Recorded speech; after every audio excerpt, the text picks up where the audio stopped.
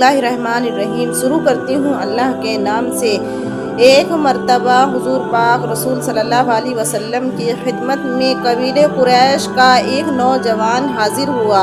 उस वक्त सभी सहाबा इकराम बारगाहे रिसालत में मौजूद थे।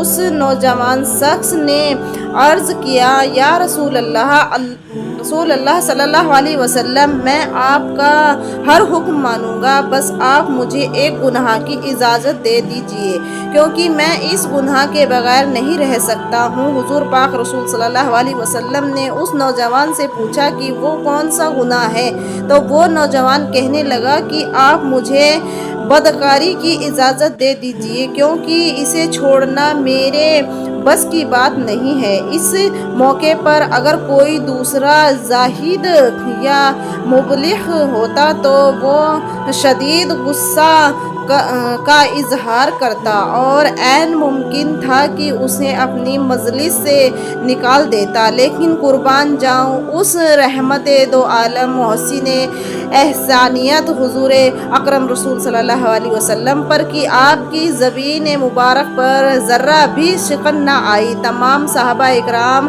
बारे हैरान होके ये मंज़र देख रहे थे।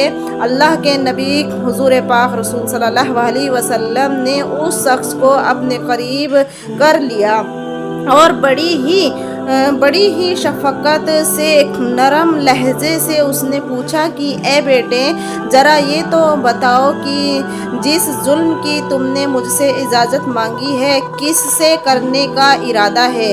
क्या ऐसा तू अपनी माँ से करेगा? उसने अर्ज़ किया, या रसूल अल्लाह सल्लल्लाहु अलैहि वसल्लम, हरगिज़ नहीं। क्या कोई अपनी माँ से ऐसा इरादा कर सकता है? आप सल्लल्लाहु अलैहि वसल्लम ने फरमाया कि तूने सच कहा, फिर क्या तू ऐसा अपनी बेटी से करेगा? फिर उस शख्स ने कहा, क्या ऐसा अपनी बेटी से तशव्वुर भी किया जा सकता है? आप सल्लल्लाहु अलैहि वसल्लम ने कहा कि तूने बिल्कुल ठीक कहा, तो क्या फिर अपनी बहन से ऐसा इरादा है? उस शख्स ने कहा, हरगिज़ नहीं। हुजूर अकरम रसूल सल्लल्लाहु अलैहि वसल्लम ने फरमाया कि तूने सच कहा। फिर आपने चाची, फूफी, खाला जैसे सभी महरम रिश्ते गिनाए, जिसे वो बार बार इनकार करता रहा। हुजूर पाक रसूल सल्लल्लाहु अलैहि वसल्लम ने इस तरह उस शख्स को नफ्सियाती तौर पर ये समझा दिया कि तू जिस भी खातून से बदकारी करेगा वो भी किसी ना किसी की बहन, बेटी, माँ और खाला, फूफी वगैरह होगी, और अगर तुझे इस काम की इजाज़त दे दी जाए तो तेरी माँ, बहन और बेटी भी नहीं बच सकेंगी। जो असल बात हुजूर पाक रसूल सल्लल्लाहु अलैहि वसल्लम उस शख्स को समझाना चाहते थे उसके दिल में बैठ चुकी थी। हदीस में आता है कि फिर हुजूर पाक रसूल सल्लल्लाहु अलैहि वसल्लम ने अपना दस्ते शफ़क़त उस नौजवान के कांधों पर रख दिया। फिर आप रसूल सल्लल्लाहु अलैहि वसल्लम ने उस शख्स के लिए दुआ फरमाई कि ए अल्लाह, इस नौजवान के पिछले गुनाह माफ़ कर दे और आइंदा इससे गुनाह करने की तौफीक छीन ले।